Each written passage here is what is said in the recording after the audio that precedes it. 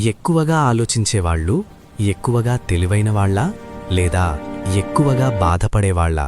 నిజం చెప్పాలంటే ఎక్కువగా ఆలోచించేవాళ్ళు ఇతరుల కంటే ఎక్కువగా లోతుగా ఫీలయ్యేవాళ్ళు.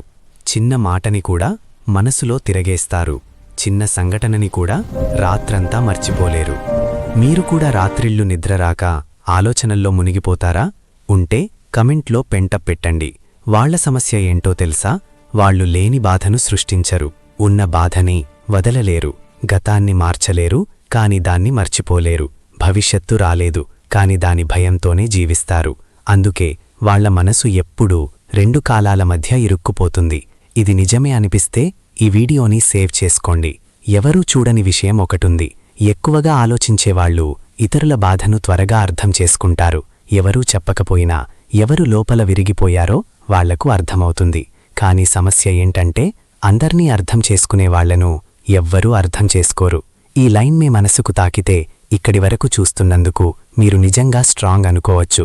వాళ్ళు నవ్వుతారు, కాని ఆ నవ్వు వెనక ఎన్ని ఆలోచనలు దాక్కున్నాయో ఎవరికీ తెలియదు. వాళ్ళు మౌనంగా ఉంటారు. అంటే అహంకారం కాదు, మనసులో చాలా శబ్దం ఉండటం వల్ల. మీ జీవితంలో కూడా నువ్వు ఎక్కువ ఆలోచిస్తున్నావు అని ఎవరో చెప్పారా? కమెంట్లో ఎస్ లేదా నో రాయండి.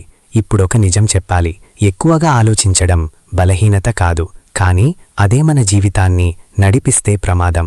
ఆలోచన మన చేతిలో ఉండాలి, మనం ఆలోచనల చేతిలో కాదు. మనసు నిశ్శబ్దంగా ఉన్నప్పుడే జీవితం నిజంగా మాట్లాడుతుంది. ఒక్క మాట గుర్తుంచుకో, ప్రతి ఆలోచనకు స్పందించాల్సిన అవసరం లేదు. కొన్ని ఆలోచనలను వదిలేయడమే మన శాంతి.